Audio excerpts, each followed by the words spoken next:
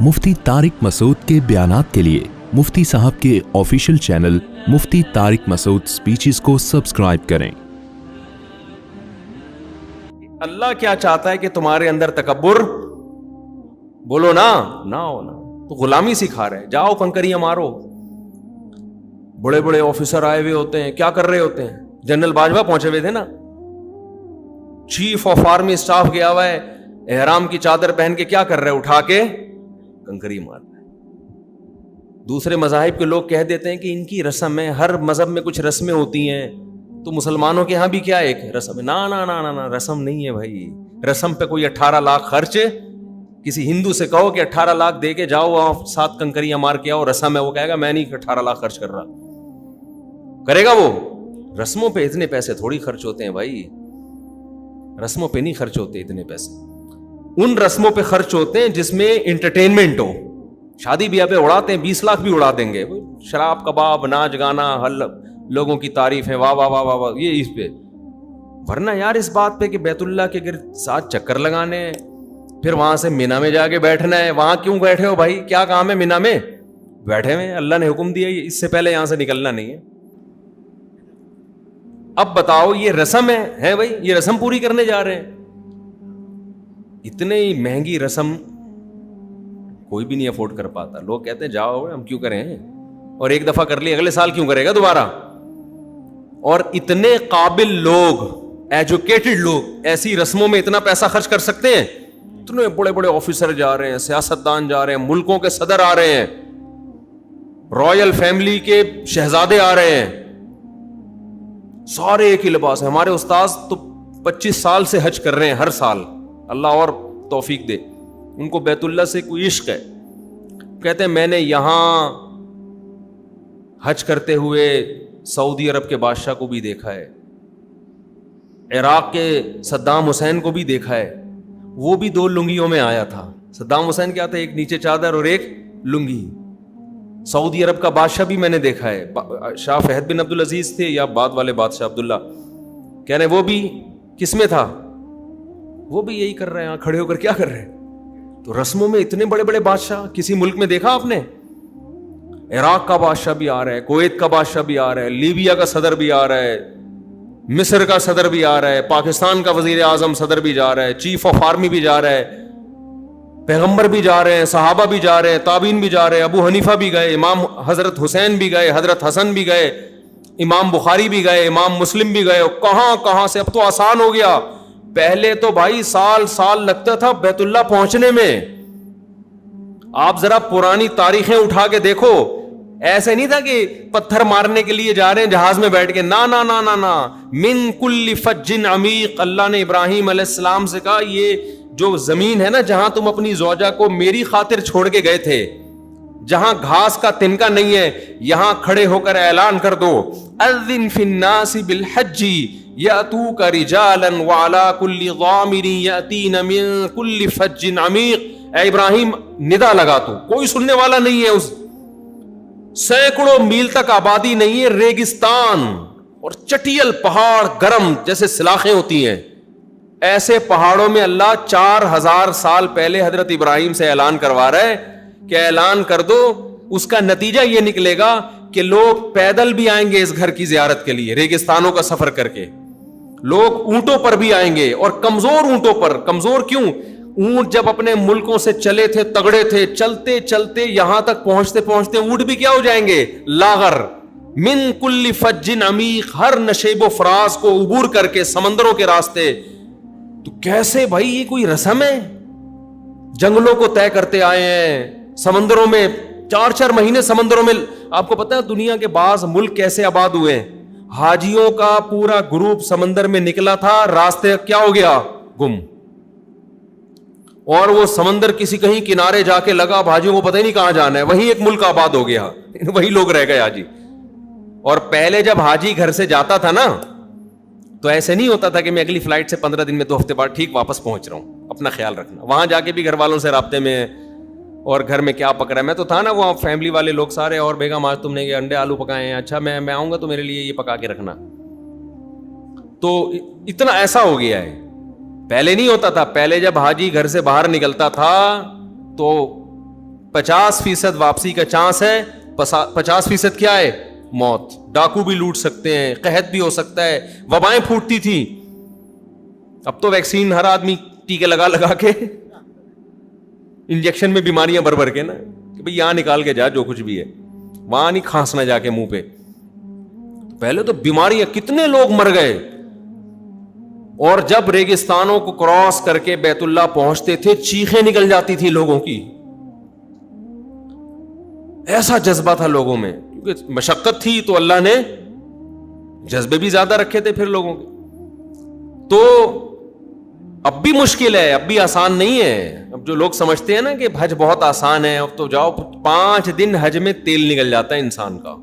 وہ جو منا اور مزدلفہ احرام کی حالت میں, اور پھر طواف زیارت, وہ آپ یوٹیوب پہ طواف زیارت ذرا لکھ کے سرچ تو کریں, کیونکہ 3 دن کے اندر سارے حاجیوں نے طواف کرنا ہے. ایسے چپک کے لوگ چل رہے ہوتے ہیں, آسان نہیں ہے آج بھی, کیونکہ اب مشکل اس لیے ہو گیا کہ لائف بہت لگژری ہو گئی ہے. تو اب اللہ نے یہ سہولتوں میں ہی وہ ٹینشن رکھ دی ہے. ہمارے ساتھ جو ایک مولانا تھے, عالم تھے, انہوں نے بتایا کہ ایسا بھی ہوا یہاں پہ کہ لوگ آئے, احرام باندھ لیا, عرفہ سے پہلے گھر چلے گئے کہ ہمارے اندر ہمت نہیں ہے حج کرنے کی. ایسے بدبخت لوگ بھی ہیں کہ بھائی ہمارے اندر ہمت نہیں ہے, بھائی یہ تو بہت ٹینشن کا کام ہے. تو تبھی تو بھاگنے کی کر رہے ہوتے ہیں لوگ جلدی جلدی. تو رسم ہے یہ, دنیا میں کہیں اتنی مہنگی رسم نہیں ہوتی, اور جس میں کوئی انٹرٹینمنٹ نہیں ہے. ایک احرام میں جب انسان اتارتا ہے اتنا سکون ملتا ہے, اپنے شلوار قمیض میں آ گیا بھائی. کیا سکھایا جا رہا ہے؟ غلامی. کیا سکھایا جا رہا ہے؟ غلام ہو, پیسہ خرچ کرو. اور اللہ نے دھمکی کتنی بڑی دی ہے جو حج نہ کرے. کرنا کیا ہے؟ وہاں جا کے اللہ کے گھر کے چکر, اور پہلے 3 چکروں میں رمل کرنا ہے. اس میں بھی لوگوں کو شرم آ رہی ہوتی ہے. جب آپ حج پہ جاتے ہیں پہلے 3 چکر میں کندھا کھولنا ہی ہے. اب جس کی طبیعت میں حیا بہت زیادہ ہے اس کے لیے کندھا کھولنا آسان نہیں. کہہ رہے یار اللہ 2 چادریں پہنا دی, اسی پہ مشکل ہو رہا. اللہ کیا کہہ رہا ہے؟ یہ کندھا کھولو, اور پھر پہلوانوں کی طرح اچک کے چلو 3 چکروں میں. نہیں چلا جا رہا ہوتا, لوگوں سے شرم آ رہی ہوتی ہے, کبھی چلے نہیں اس طریقے. ایک صاحب نے تو مجھے کہا, اپنا واقعہ بتایا, ہمارے ریلیٹیو ہیں, کہہ رہے میں کبھی زندگی میں نے ورزش کی نہیں ہے, 55-60-65 سال ان کی عمر تھی. کہہ رہے میں نے جب پہلے 3 چکروں کے لیے مجھے مولانا نے بتایا کہ یوں کر کے چلنا ہے, کہہ رہے میں نے یوں کیا تو بس یوں ہی ہو گیا میں. کہہ رہے پھر نیچے میرے کو پٹھا اکڑ گیا نا. کہہ رہے میرا پٹھا ایسا اکڑا کہ اب تک میرے پین ختم نہیں ہوا. اب وہ ایسے ہی اکڑے ہوئے جا رہے ہوں گے, لوگ کہہ رہے ہوں گے 3 ہو گئے, اب باقی 4 نارمل کرو. وہ کہہ رہے ایسے ہی سیٹ ہو گیا ہوں اب میں. تو بھائی 3 چکر اکڑ کے کرنے, بس کرنے, اللہ کا حکم ہے. پھر حجر اسود کا بوسہ ہے, بوسہ نہیں لے سکتے, ہاتھ لگا کے ایسے چومو اس کو. تو یہ سارے کام وہ ہیں جن میں ہماری عقل کام کرنا چھوڑ دیتی ہے. صفا مروہ پہ دوڑو, یہاں سے یہاں تک دوڑ لگانی ہے, یہاں سے یہاں تک چلنا ہے. جنرل باجوہ بھی کر رہا ہے, وہی ضیاء الحق بھی کر رہا ہے, جنرل مشرف نے بھی کیا, زرداری صاحب نے حج کیا نہیں کیا مجھے نہیں پتا, وہ بھی کر رہے ہیں. بلاول بھٹو جائے گا, اللہ توفیق دے, اگر چلا گیا ہو تو اللہ قبول کرے, نہیں گیا ہو تو اللہ لے جائے, شاید اس کے بعد کچھ ملک کے حالات اچھے ہو جائیں. تو سب نے یہ کرنا ہے. امام بخاری گئے, انہوں نے بھی یہ کیا. امام مسلم گئے, انہوں نے بھی صفا مروہ پہ دوڑ لگائی ہے. کیسے لگ رہے ہوں گے امام بخاری دوڑتے ہوئے جا رہے ہیں بھائی, امام ابو حنیفہ دوڑتے ہوئے جا رہے ہیں, ابو بکر صدیق دوڑتے ہوئے جا رہے ہیں, حضرت عمر دوڑتے ہوئے جا رہے ہیں, پیغمبر صلی اللہ علیہ وسلم دوڑتے ہوئے جا رہے ہیں. تو کیا ہے اسلام, کیا سکھانا چاہتا ہے؟ عبودیت. تم کس کے غلام ہو؟ اللہ کے. اس کے بغیر آپ کی نیکی دنیا قبول کرے گی, اللہ قبول نہیں کرے گا. تو میں بتا رہا تھا غیر مسلم اس پہ اعتراض کرے گا, بھائی اتنا پیسہ یار تم خرچ کر کے جاتے ہو, یہ اپنی کنٹری میں لگا دو, یہ بیوہ کو دے دو, یہ فلانے کو دے دو. ہم کہیں گے بھائی پہلے کس کا حق ہے؟ ہم تو بیوہ پہ خرچ بھی کس کے کہنے سے کرتے ہیں؟ اللہ نے کہا ہے. قرآن کے الفاظ دیکھو نا, وَيُطْعِمُونَ الطَّعَامَ عَلَى حُبِّهِ, اللہ کہتے ہیں ہمارے نیک بندے غریبوں کو کھانا کھلاتے ہیں. یہاں تک کہ جملے میں ہم میں اور غیر مسلم میں کوئی فرق نہیں ہے. ہم بھی کہتے ہیں نیک بندے غریبوں کو کھانا کھلاتے ہیں, ہندو بھی کہتا ہے نیک بندے غریبوں کو کھانا کھلاتے ہیں. عیسائی گورے بھی کہتے ہیں نیک بندے غریبوں کو کھانا کھلاتے ہیں, اچھی علامت ہے نا غریبوں کو کھلانا. بل گیٹس بھی کہتا ہے اچھے بنو اور غریبوں کو کھانا کھلاؤ, وہ کہتا ہے میں بھی کھلاتا ہوں, تم بھی کیا کرو کھلاؤ. لبرل لوگ جو خدا کو نہیں مانتے وہ بھی کہتے ہیں اچھا انسان, نائس پرسن جو غریبوں کو کھانا کھلائے. انگلش میں کہتے گا وہ زیادہ سے زیادہ, اردو میں شرم آ رہی ہوگی اس کو, نیک بولنے کے بجائے بولے گا نائس پرسن ہے, غریب کو پور بول دے گا.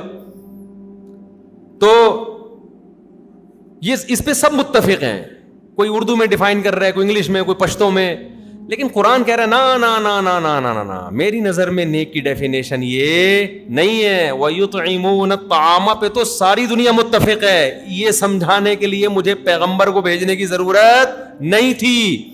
آگے جملہ ہے وہ پیغمبر تمہیں بتائیں گے, میں وہی کر کے پیغمبر پہ نازل کروں گا سورہ دہر کی آیتیں, اور میرا کلام پیغمبر نقل کریں گے. وَيُطْعِمُونَ الطَّعَامَ عَلَى حُبِّهِ, علا پتہ ہے کسے کہتے ہیں؟ علا کا مطلب ہوتا ہے اوپر. کیا مطلب علی حبہ؟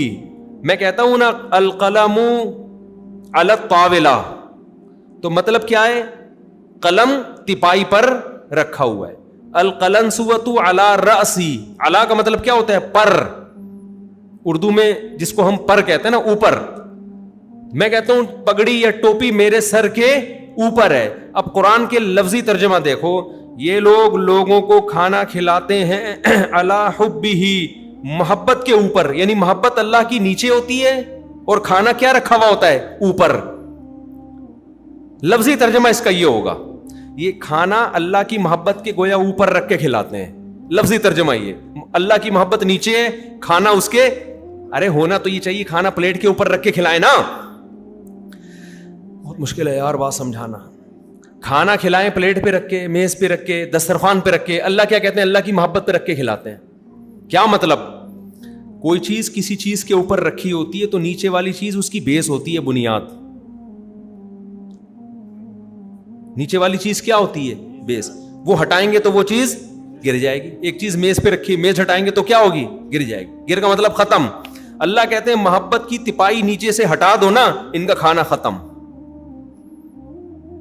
اللہ کی محبت کی میز کے اوپر ان کا کھانا رکھا ہوا ہوتا ہے, جو اللہ کے بندوں کو کھلا رہے ہوتے ہیں. یہ میز اگر کھینچ دی جائے تو کھانا دھڑام سے گرے گا, ختم. کیا مطلب؟ کھانا کھلانے کی بنیاد اللہ کی محبت ہے, اس کے علاوہ کوئی اور چیز نہیں ہے. یہ والا کھانا اللہ کی نظر میں نیکی ہے. اگر وہ کھانا جس کی بیس خدا کی محبت نہ ہو, اللہ کو راضی کرنے کا جذبہ نہ ہو, اللہ کی رضا کی تلاش نہ ہو, اس کھانے کو اللہ لفٹ نہیں کرا. کھلاتے رہو پوری دنیا کو, اللہ کہیں گے ٹھیک ہے پبلک تمہیں اس کا بدلہ دے دے گی. غریب شکریہ ادا کر دے گا اور غریب تم سے خوش ہو جائے گا, اور لوگ بھی واہ واہ کر دیں گے بل گیٹس نے اتنے لوگوں کو کھانا کھلایا اور بل گیٹس بہت اچھا ہے, تو بس یہ تعریف ہو گئی نا, ختم. اللہ کی نظر میں یہ نیکی نیکی. میں سمجھا پا رہا ہوں اپنی بات؟ تبھی آگے قرآن نے اسی کو مزید ڈیفائن کیا کہ چونکہ ان کی نظر میں جب یہ کھانا کھلاتے ہیں تو جس میز پہ رکھ کے کھلاتے ہیں وہ میز کیا ہوتی ہے؟ اللہ کی محبت. علی حبہ, اس اللہ کی محبت میں, یعنی بیس اس کی اللہ کی محبت ہے. یہ بیس نہ ہوتی تو کھانا بھی نہ ہوتا, اور یہ بیس ہوتی تو یہ کھانا بھی ہے. یہ دونوں لازم ملزوم ہے. جذبہ ان کا اللہ کو راضی کرنا ہے, غریب کو خوش کرنا نہیں ہے. خوش بھی غریب کو اگر کر رہے ہیں تو اللہ کو خوش کرنے کے لیے. اسی وجہ سے اب قرآن اس کو اور ہائی لائٹ کرتا ہے, اس کو اور ڈیفائن کرتا ہے کہ چونکہ ان کا مقصد اللہ کو خوش کرنا ہے, غریب مقصود نہیں ہے, تو اس لیے یہ غریبوں کو کھانا کھلانے کے دوران ان کو یہ وضاحتی بیان جاری کر رہے ہوتے ہیں, انما نطعمکم لوجہ اللہ, دیکھو ہم تمہیں کھلاتے ہیں اللہ کی خاطر, لا نرید منکم جزاء ولا شکورا, لہذا ہمیں تم سے اس کا بدلہ اور شکریہ نہیں چاہیے. میں سمجھا پا رہا ہوں اپنی بات؟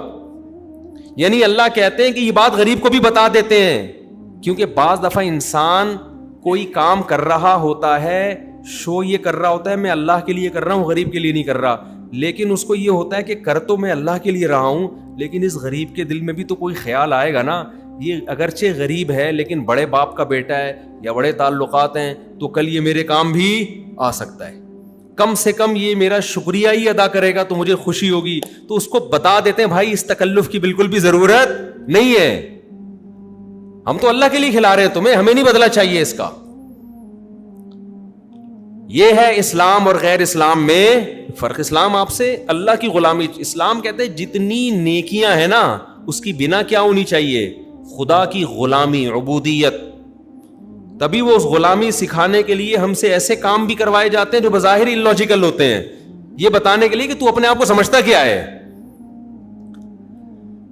اگر اسلام میں صرف یہی حکام ہوتے نا، غریبوں کو کھانا کھلاؤ، بیواؤں کی مدد کرو، تو پھر غلامی کہاں سے ثابت ہوتی؟ یہ کیسے پتا چلتا یہ اللہ کو مان کے کر رہا ہے، یہ اللہ کی مانے بغیر اپنے جذبے سے؟ اللہ نے ایک علامت بتا دی کہ کچھ حکام ایسے دوں گا، پیسہ بڑا خرچ ہوگا، محنت بہت ہوگی، آؤٹ پٹ بظاہر کچھ بھی نہیں ہوگا اس کا، وہ ہے قربانی ہے. تو میں وہ مثال دے رہا تھا، قربانی ہے، حج ہے، اور بہت سارے حکام ہیں. تو میں یہی سمجھا رہا تھا کہ آپ بل گیٹس کو یہ کہیں کہ 100 دفعہ صبح پڑھا کرو لا الہ الا اللہ وحدہ لا شریک لہ لہ الملک ولہ الحمد یحیی و یمیت، کہ وہی اللہ ہے جو زندگی دیتا ہے، وہی اللہ ہے جو موت دیتا ہے. ڈاروین کو نکالو اپنی کھوپڑی سے. وَهُوَ عَلَى كُلِّ شَيْءٍ قَدِيرٌ، اور وہ ہر چیز پر